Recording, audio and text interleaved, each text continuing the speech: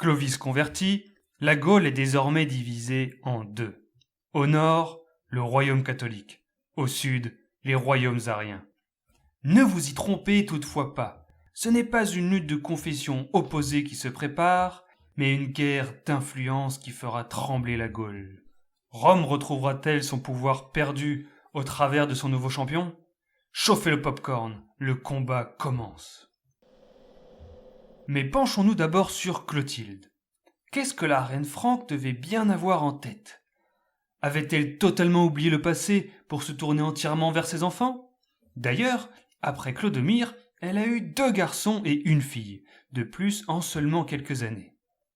Et tout le monde est évidemment passé par la bassine pour occuper un peu l'évêque Rémi.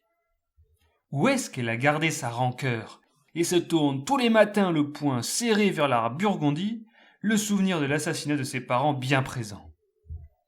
Cette question restera hélas sans réponse.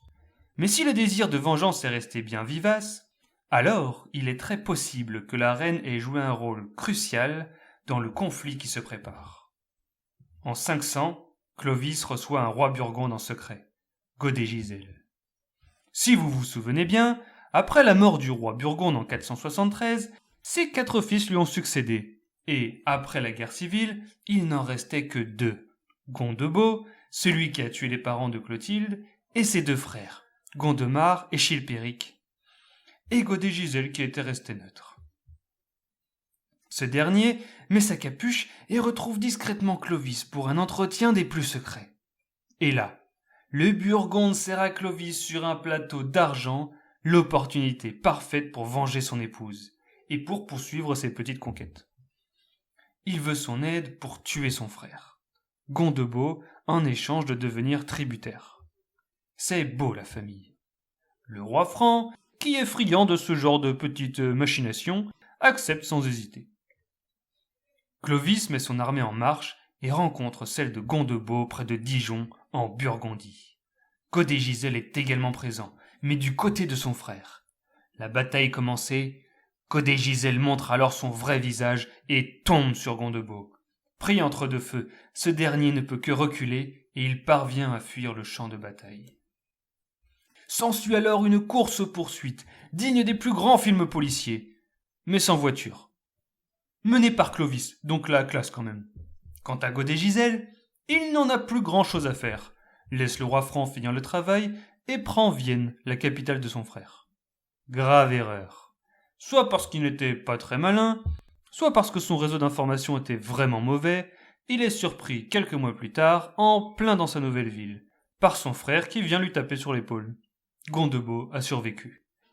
Il est parvenu à gagner Avignon et à résister au siège de Clovis, qui a finalement décidé de rentrer chez lui, sa petite Clotilde et ses petits bébés francs lui manquant sûrement. Et en plus, il rentre avec une promesse de tribut des 2 rois burgondes. Vienne est donc vite encerclée, et Godegisel doit supporter un siège prolongé qu'il n'avait pas du tout préparé, quand je vous disais que son réseau d'information était vraiment pourri. Mais comme on le sait, il a bon cœur, et décide donc d'éjecter avec un coup de pied aux fesses tous les pauvres de la ville. Rien de personnel, c'est juste une éjection économique pour que les vivres durent. Comment a-t-il choisi qui allait sortir ? La sélection a sûrement été très bien pensée, puisque le technicien en charge des aqueducs en fait partie, va voir Gondebaud et lui indique comment entrer discrètement dans la ville. Quand je vous disais que Godegisel n'était pas très malin. Gondebaud remercie son nouvel ami le technicien, envoie quelques hommes dans l'aqueduc avec des pilons, brise la grosse pierre qui bouche le chemin et ouvre les portes de l'intérieur, créant ainsi son propre cheval de Troie. Mais sans cheval. Godegisel se réfugie dans une église arienne, est retrouvé et massacré avec le reste de sa famille. 3 frères sur 3 pour Gondebaud, en assumant que le fameux Gondomar qui avait disparu avait subi le même sort. Mais était-il vraiment heureux de cette réussite funeste ? Rien de mieux pour répondre à cette question qu'une lettre de notre ami l'évêque Avis, qui, si vous vous rappelez bien, est un grand pote du roi Burgonde. Dans cette fameuse lettre qu'il écrit à son ami, il compatit avec l'immense tristesse de Gondebaud, qui se retrouve seul et pleure un bon coup après la perte de ses frères, de ses neveux, peut-être aussi des petits cousins, etc., etc. Morale de l'histoire. Gardez des bonnes relations avec vos frangins et évitez de les massacrer avec leur famille. On va laisser là les Burgondes et retrouver notre roi franc préféré. Clovis est plutôt content et a bien affaibli le voisin arien. Moment parfait pour se tourner vers l'autre, le royaume wisigoth. Il trouvera une excuse bidon. Je supporte avec grand chagrin que ces Ariens possèdent une partie des Gaules. Puis ajoute, marchons avec l'aide de Dieu et, après avoir vaincu, réduisons le pays en notre pouvoir.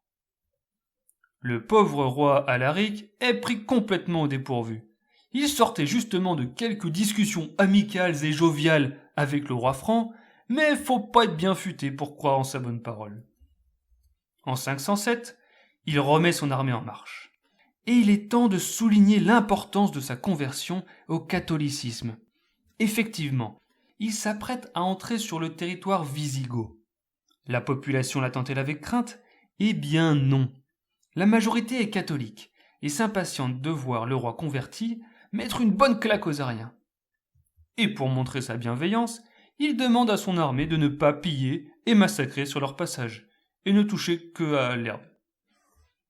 Ne pas piller et massacrer. Super pour la motivation des soldats qui ne demandent pourtant pas grand-chose. La mort dans l'âme, ils obéissent à leur chef.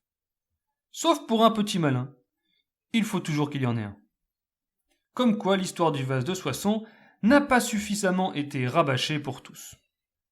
Le soldat en question voit du foin chez un paysan et s'écrie bêtement que, comme le foin est de l'herbe, il peut le prendre. Il violente quelque peu le pauvre homme et s'esclave tout seul de sa bonne blague, puis est décapité par Clovis. Depuis que couper les cheveux de Charric n'a pas suffi, le roi franc est devenu plutôt expéditif dans ses sanctions. Inutile de vous dire que le reste de l'armée se porta à carreau et avança sans plus de tracas. Et c'est à Vouillers que la bataille décisive a lieu. C'est le choc des puissants. D'un côté, les Wisigoths, peuple qui était en pleine expansion depuis son arrivée en Gaule et a même réussi à chasser les Vandales d'Espagne. De l'autre côté, les Francs, inarrêtables où qu'ils aillent et dont le seul nom donne froid dans le dos. Les coups partent dans tous les sens, les morts s'entassent, et soudain, Alaric est tué. Clovis a gagné. Son armée tombe alors sur le sud-ouest de la Gaule, où la suprématie wisigoth fond comme neige au soleil. Le fils d'Alaric doit même se retirer sur la péninsule ibérique, de l'autre côté des Pyrénées, avec les hommes qu'il parvient à prendre avec lui. Thierry, le premier fils de Clovis, soumet les villes d'Aquitaine les unes après les autres. Finalement, seule la ville d'Angoulême se dresse face à lui. Mais n'oublions pas que les Francs ont maintenant Dieu avec eux. Donc, à leur approche, les murs de la ville tombent d'eux-mêmes. Quand je vous disais qu'il y avait pas mal d'avantages à se convertir. Tout va bien pour l'ami Clovis. Son empire est immense, et il peut enfin se payer une villa sur le bord de la côte sud. Et si je berre ? Se souvient-il soudain. Son passe-temps favori lui revient à l'esprit. Il est temps de reprendre la purge des cousins. Mais pour cela, rien de mieux qu'un bon petit plan bien lugubre que l'on verra dans notre prochain épisode.